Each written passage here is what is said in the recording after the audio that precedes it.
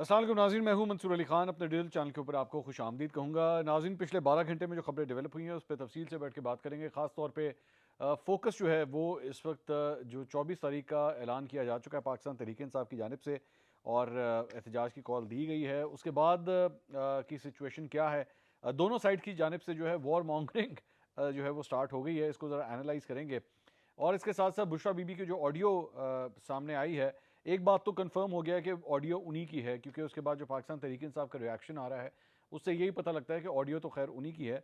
लेकिन उसके बाद मजीद क्या डेवलपमेंट्स हुई है उसको भी ज़रा एनालाइज करेंगे। लेकिन उससे पहले आपसे रिक्वेस्ट के चैनल को सब्सक्राइब करना मत भूलिए, बेल आइकन प्रेस कीजिए। अगर आपको वीडियो पसंद आए उसे लाइक और शेयर ज़रूर कीजिएगा। अगर चैनल एक्सेस करने में प्रॉब्लम आए वीपीएन का इस्तेमाल करिए, वरना आपको वाईफाई के ऊपर ये वीडियो देखनी पड़ेगी, क्योंकि हुकूमत हमसे लगता है कि नाराज़ है और इसीलिए हमारे वीडियो का एक्सेस जो है उसे ब्लॉक किया जा रहा है। एनीवेज, खबरें आपके साथ शेयर करते हैं। एक तो जनाब, इंसदाद दहशतगर्दी अदालत ने लाहौर ने वज़ीर आला खैबर पख्तूनख्वा अली अमीन गंडापुर के नाकाबिल ज़मानत वारंट गिरफ्तारी जो है वो जारी कर दिए हैं। और इंसदाद दहशतगर्दी अदालत लाहौर ने थाना मनावा के मुकदमे में अली अमीन गंडापुर के वारंट जो है वो जारी किए हैं। काना जलसे के लिए आते हुए गाड़ियों की शीशे तोड़ने पर पुलिस ने अली अमीन के खिलाफ जो है वो मुकदमा दर्ज किया था। अब आप सिर्फ इस बात से अंदाज़ा कीजिए कि यहाँ पे नाकाबिल ज़मानत वारंट गिरफ्तारियों के जारी हो रहे हैं और आज ही के दिन जो है उन्होंने एपेक्स कमेटी का इजलास भी अटेंड किया है, जिसके अंदर वज़ीर आज़म भी मौजूद थे, दीगर वज़ीर आला भी मौजूद थे, आर्मी चीफ भी वहाँ पे मौजूद थे। सबकी मौजूदगी के अंदर जो है वो ये इजलास हो रहा था, लेकिन और उनके नाकाबिल ज़मानत वारंट गिरफ्तारी भी निकले हुए थे। तो इसी से आपको आइडिया हो जाता है कि हमारे यहाँ पे मुल्क का निज़ाम जो है वो कैसा है, कि एक शख्स जो है वो खुलेआम वहाँ पे मौजूद भी है और सबके सामने नज़र भी आ रहा है, और साथ ही साथ जो है वो उनके नाकाबिल ज़मानत वारंट गिरफ्तारी भी जारी हो रहे हैं। थाना मुनावा में बेसिकली ये मुकदमा दर्ज किया गया था, लाहौर के आसपास का एरिया है, और इसमें इंसदाद दहशतगर्दी एक्ट, इक़दाम कत्ल समेत 13 दफ़ात जो हैं वो लगाई गई हैं। अब इस मुकदमे के मतन के मुताबिक सियालकोट इंटरचेंज पर अली अमीन असलहे से लेस एक जत्थे की क़यादत कर रहे थे। उनके कहने पर टोल प्लाजा पर खड़ी गाड़ियों को आग लगाने की कोशिश की गई और मुसल्ला जत्थे ने AK-47 के जरिए जो है वो पुलिस मज़ामत भी की। और FIR में कहा गया कि अली अमीन गंडापुर के साथ आने वाले लोगों ने 2 पुलिस वालों को भी जख्मी किया और उनके कहने पर टोल प्लाजा पर गाड़ियों के शीशे तोड़े। ख्याल रखिए, 21 सितंबर को लाहौर में खैबर पख्तूनख्वा के वज़ीर आला अली अमीन गंडापुर जलसा ख़त्म होने के बाद जो है वो जलसा गाह पहुँचे थे। तो ये इस सिलसिले में उनके अगेंस्ट जो है वो एक ये FIR कटी हुई है और उनके नाकाबिल ज़मानत वारंट गिरफ्तारी जारी हुए हैं, लेकिन होना होना कुछ नहीं है। अच्छा जी, अब आ जाएँ ज़रा वो apex committee, national action plan की जो एपेक्स कमेटी है, वज़ीर आज़म शहबाज शरीफ साहब की ज़ेर सदारत उसका इजलास हुआ और इसमें आला अस्करी और सिविल क़यादत और मुतल्लिका वफाकी वज़रा शरीक हुए। इसमें चारों सूबाई वज़रा आला, जिस तरह मैं आपको बता रहा था, वो शरीक हुए। इंटेलिजेंस इदारों के सरबराहान ने भी शिरकत की। वज़ीर आज़म आज़ाद कश्मीर, वज़ीर आज़म गिलगित बल्तिस्तान भी इजलास में शरीक हुए। इंटरेस्टिंग बात यह है कि अली अमीन गंडापुर जो है वो मोहसिन नकवी के साथ इसमें बैठे हुए दिखाई दे रहे थे इस इजलास के अंदर। और इस इजलास से खिताब किया वज़ीर आज़म शहबाज शरीफ ने। उन्होंने कहा कि जी, एपेक्स कमेटी के अहम इजलास में शिरकत पर मैं सबका शुक्रगुजार हूँ। बाज़ मामलात पर हमें तफसील से बात करना होगी। तरक्की खुशहाली के लिए मुआशी सियासी इस्तेकाम ज़रूरी है। अल्लाह के फजल से मईशत आहिस्ता आहिस्ता इस्तेकाम की तरफ बढ़ रही है। मईशत की बेहतरी में कोशिशों पर तमाम इदारों के हम शुक्रगुजार हैं और मुल्क में बैरूनी सरमायाकारी हुकूमत की तरजीह है। IMF प्रोग्राम के लिए ताउन पर सूबों का शुक्रिया अदा करता हूँ। IMF का यह आखिरी प्रोग्राम होगा, इसके लिए सबको मेहनत और कोशिश करना होगी। मुआशी बेहतरी, तरक्की और सियासी इस्तेहकाम एक दूसरे से मुंसलिक है। महंगाई सिंगल डिजिट पर आ गई है। स्टॉक मार्केट तारीख की नई बुलंदियों को छू रही है।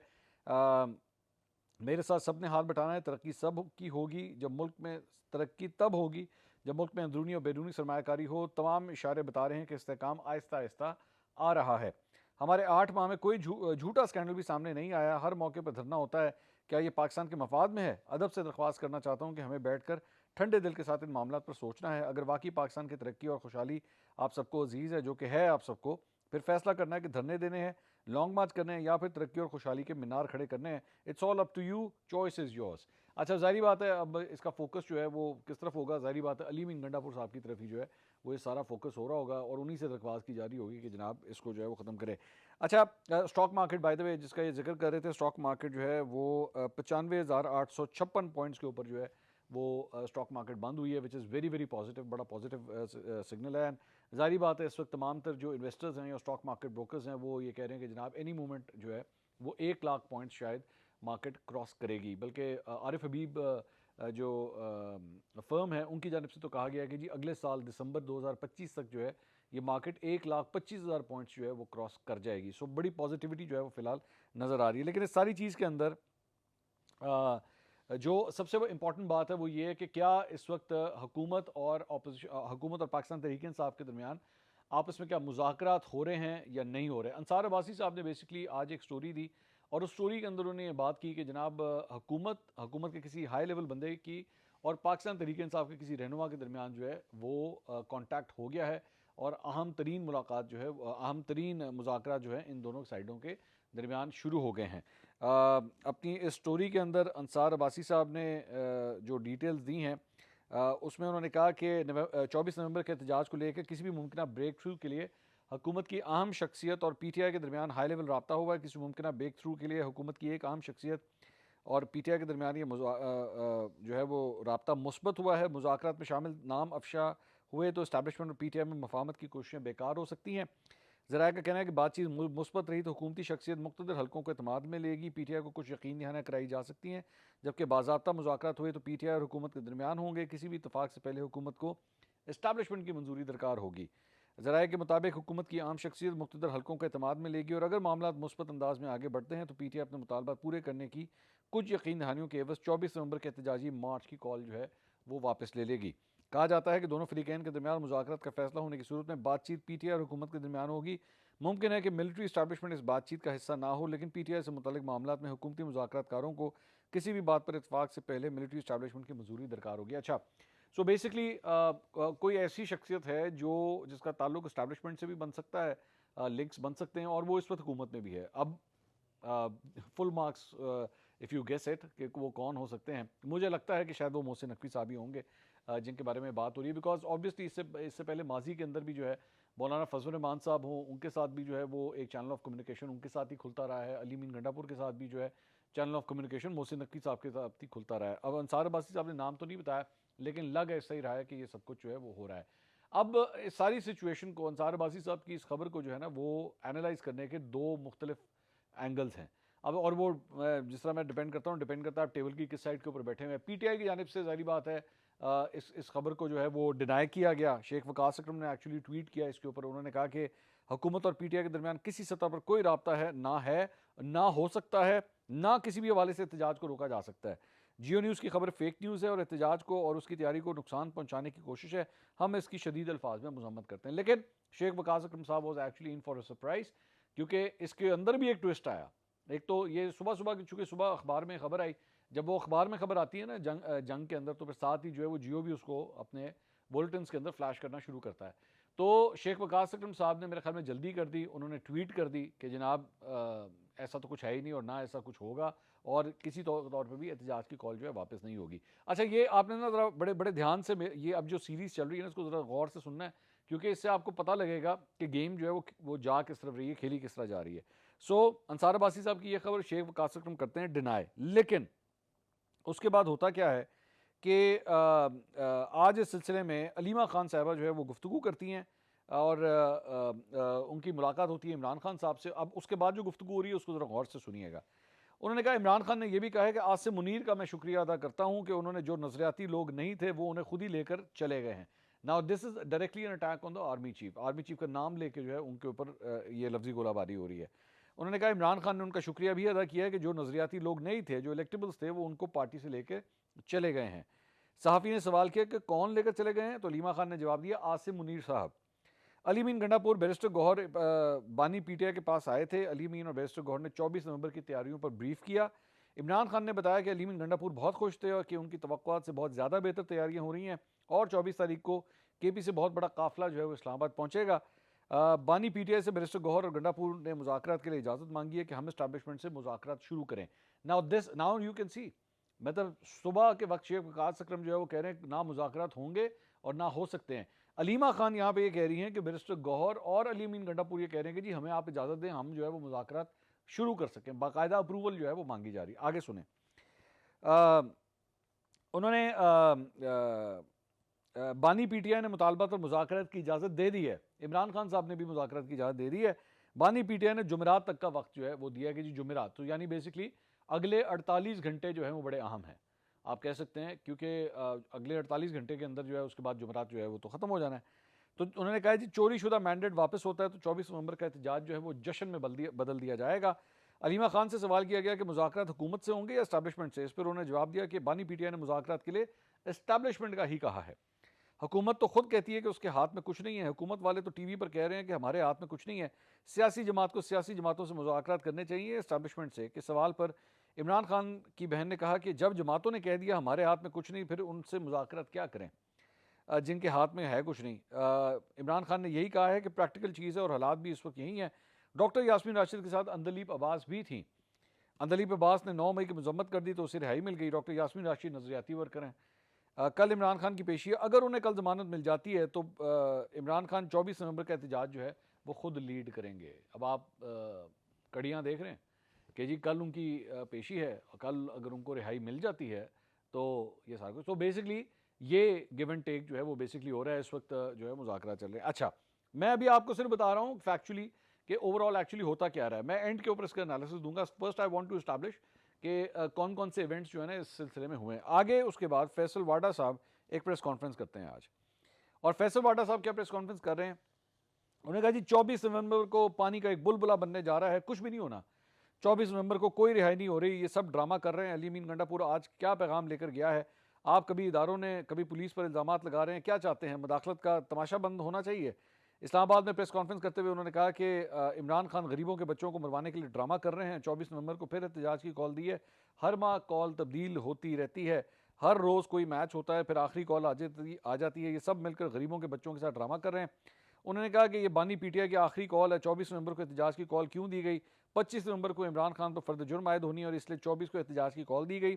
उन्होंने कहा 50 लाख लोग भी आ जाएं तो भी कुछ नहीं होगा, ये 25 करोड़ लोगों का मुल्क है। खैबर पख्तूनख्वा की मशीनरी 5000 लोग लाकर इस्लामाबाद पर चढ़ाई की बात करते हैं, सबको मराहत मिल रही है। सब खैबर पख्तूनख्वा हाउस में बैठे हैं। पटवारियों की घटिया सियासत से ज़्यादा उनकी है। पैसा बनाया जा रहा है, पार्टी पर कब्जे की जंग चल रही है। और उन्होंने कहा कि खैबर पख्तूनख्वा भी पाकिस्तान का हिस्सा है, साजिश हुई तो वहाँ भी कार्रवाई होगी।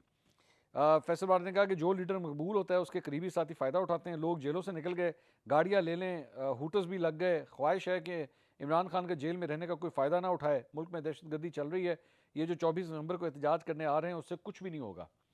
उन्होंने कहा कि इमरान खान की हिमायत में अमरीकी कांग्रेस के अरकान मैदान में आ गए। कांग्रेस अरकान के ख़त से अब लग रहा है कि पाकिस्तान में मुदाखलत हो रही है।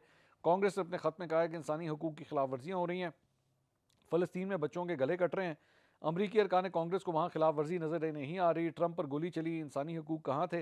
उन्होंने कहा मैं हुकूमत की तरफ से बात नहीं कर रहा, मैं इमरान खान की बात से इतफाक़ करता हूँ कि रजीम चेंज के वक्त मदाखलत थी, लेकिन अब अमरीकी कांग्रेस आ गई है और अक़वाम मुत्तहिदा आ गया है कि ह्यूमन राइट्स की खिलाफ वर्जियाँ हो रही हैं। आफिया सिद्दीकी और शाम के मामले पर कोई ख़त नहीं आता। सदाम हुसैन के साथ मिलकर 32 साल खिलाफ वर्जियाँ की, अफगानिस्तान में तबाही बर्पा की और अपना सामान छोड़कर निकल गए, इस पर कोई बात नहीं करता।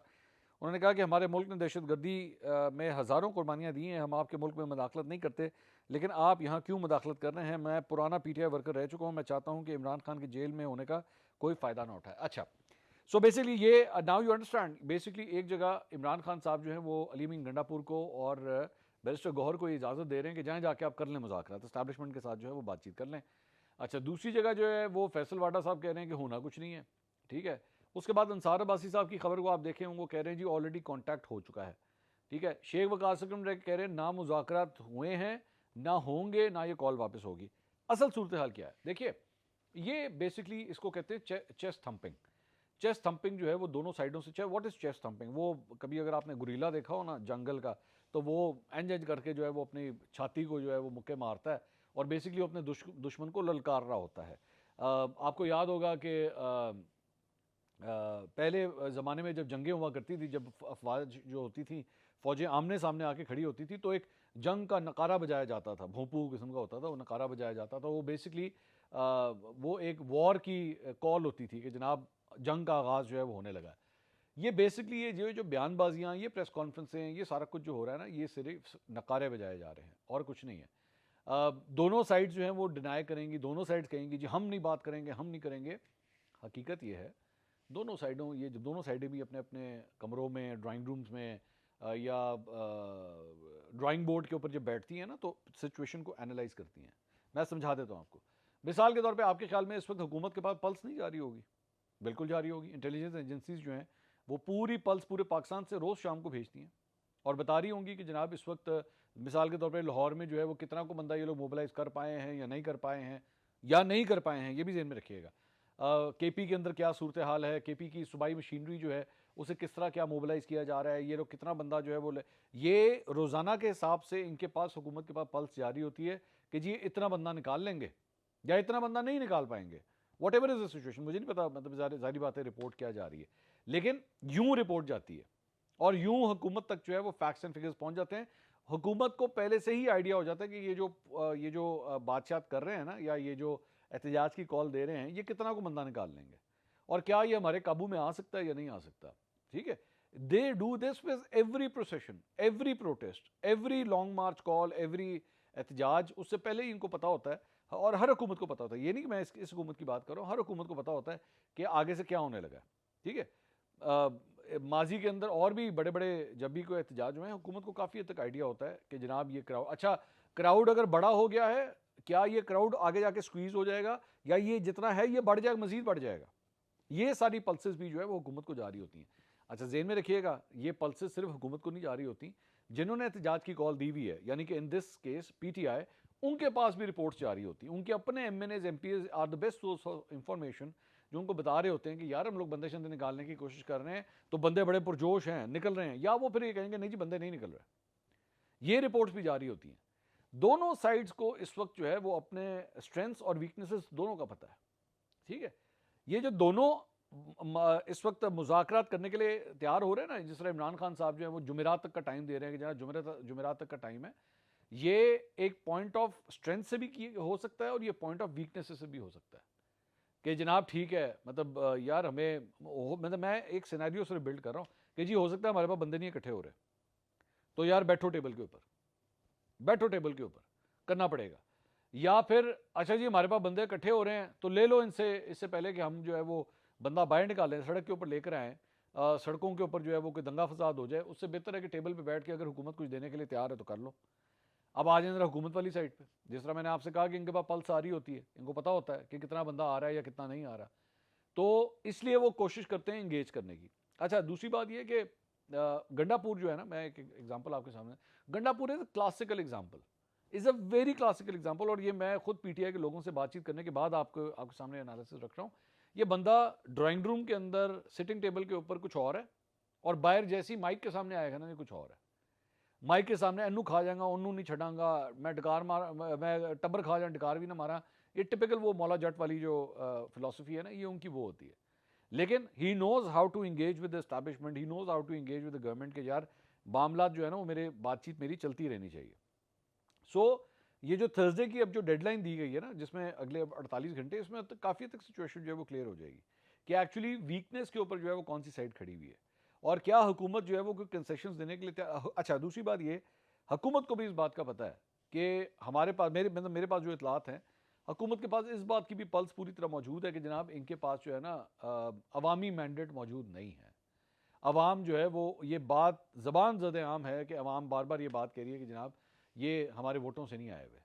और ठीक है, numbers are getting better, no question about that, मतलब स्टॉक एक्सचेंज देख लें, इंटरेस्ट रेट नीचे आ रहे हैं, मैं माजी में भी बात कर चुका हूँ, डॉलर स्टेबल हो चुका है, सब ठीक है, लेकिन अवामी मैंडेट साथ नहीं है।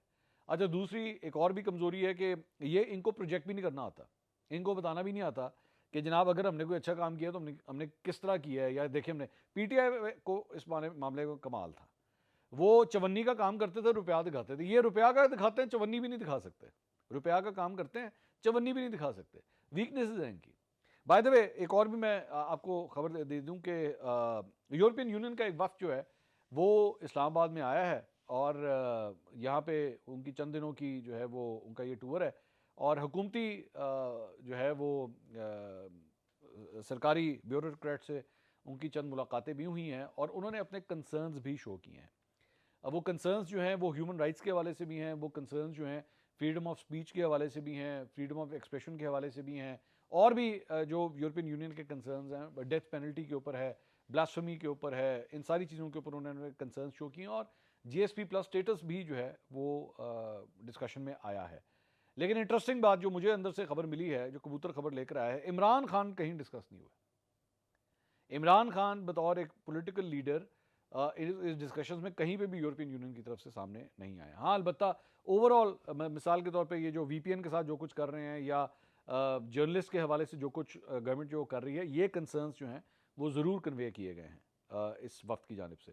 लेकिन इमरान खान साहब के हवाले से या जिस तरह जो हवाएं पीटीआई के लिए जो है वो अमेरिका से या बरतानिया से जो चलती हैं, ऐसी कोई हवा जो है वो यूरोपियन यूनियन की तरफ से नहीं चली है। ये मैं आपको बिल्कुल पक्की खबर मैं दे रहा हूँ।